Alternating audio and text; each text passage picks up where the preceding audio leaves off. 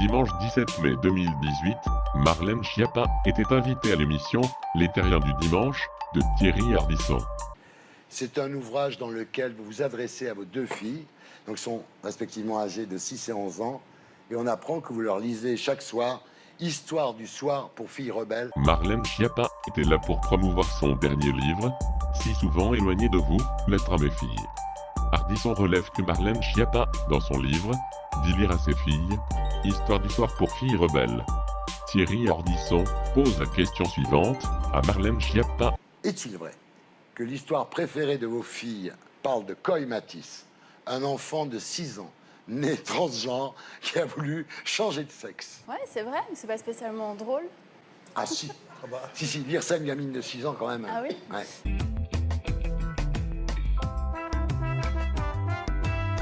D'ailleurs, je raconte dans le livre qu'à un moment, je dis à une de mes filles, ce soir, j'ai un ami qui vient dîner avec sa femme, et elle me dit, tu veux dire avec son mari? Je lui dis non, avec sa femme, et elle me dit, mais depuis quand t'as des amis hétéros? Donc... Non mais allô quoi? Allô? Je sais pas, vous me recevez?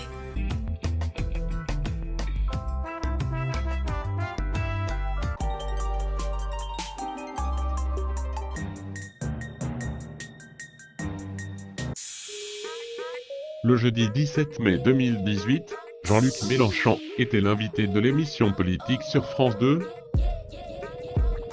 Mélenchon a débarqué sur le plateau avec une paire de ciseaux et détruire les statuts qui ont été acquis au fil des années. Il coupe, il réduit. Jean-Luc Mélenchon est juste là pour faire son show, Léa Salamé a ses questions et Mélenchon ses réponses. Mais sa crédibilité est réduite à zéro après qu'il avoue se battre virtuellement contre Emmanuel Macron. Nous avons fait la proposition d'un amendement qui disait incessibilité. Ils l'ont repris là manifestement.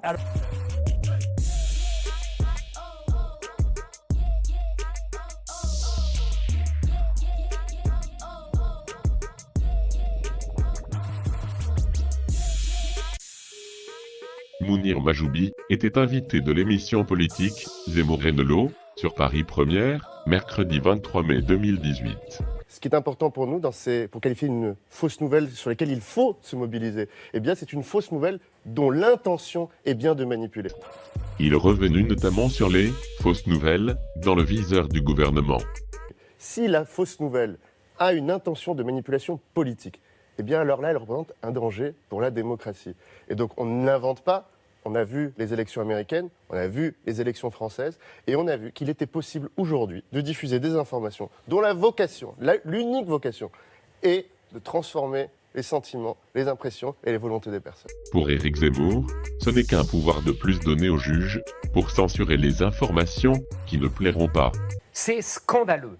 Les juges ne font pas du droit, ils font de la politique. Et ils interprètent. Et vous allez leur donner encore des moyens de le faire encore plus. C'est scandaleux, mais c'est normal, puisque ça va dans le sens de l'idéologie de En Marche. La campagne présidentielle 2017 de Jean-Luc Mélenchon, dans le viseur de la justice, le parquet de Paris a ouvert une enquête pour procéder à des vérifications sur les comptes de campagne de Jean-Luc Mélenchon. Non mais je tiens à le préciser.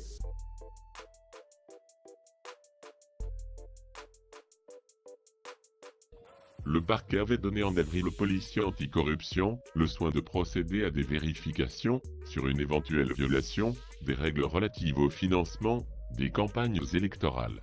Non mais je tiens à le préciser. Pour cette occasion, on peut se rappeler Jean-Luc Mélenchon se targuer de ne pas être inquiété par des affaires lors du débat présidentiel sur TF1 face à Marine Le Pen et aux autres candidats. A été pollué par les affaires de certains d'entre vous, pardon, pas moi. Non mais je tiens à le préciser. Ici, il n'y a que 2 personnes qui sont concernées, M. Fillon et Mme Le Pen. Attention, ça pourrait venir.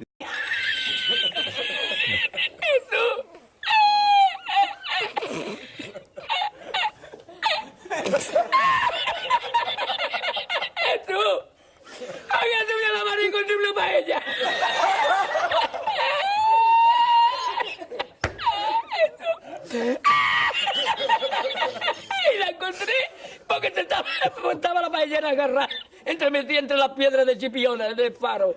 Y cuando entro en el restaurante me ve el cocinero con una paellera y a ver toda la vez de paellera.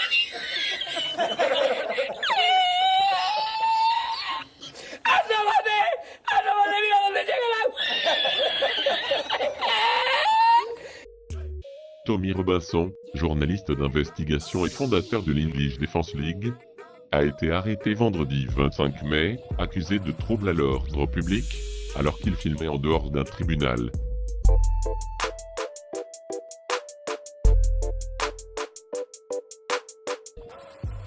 L'homme de 35 ans se trouvait devant le tribunal de Leeds et a commencé à diffuser en direct sur sa page Facebook, en marge d'une affaire dans laquelle un gang de prédateurs sexuels pakistanais était jugé.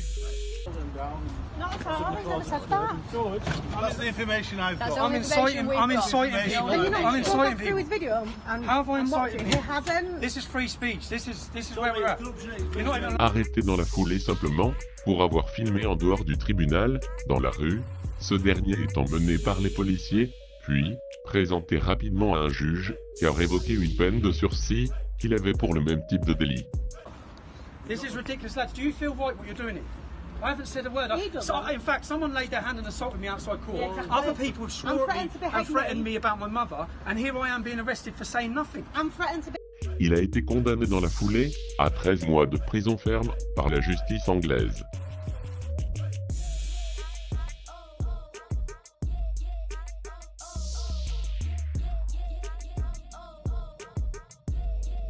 La quasi-totalité des classes politiques et médiatiques ont instrumentalisé cette affaire.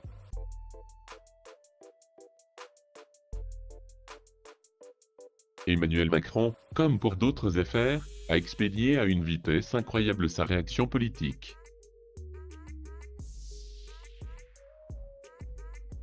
Il a donc décidé, en à peu près 0,3 secondes, de naturaliser le jeune héros.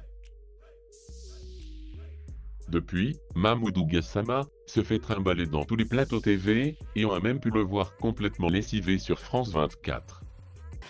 Pourquoi ne parlez-vous pas? Parce que vous êtes fatigué. Vraiment, si... Même aussi... Mamoudou Diaby, je vous remercie beaucoup d'être venu sur ce plateau. Je vous souhaite ensuite d'aller vous reposer. Merci. Merci encore et félicitations pour votre acte. Merci. Merci beaucoup. Merci. Je vous...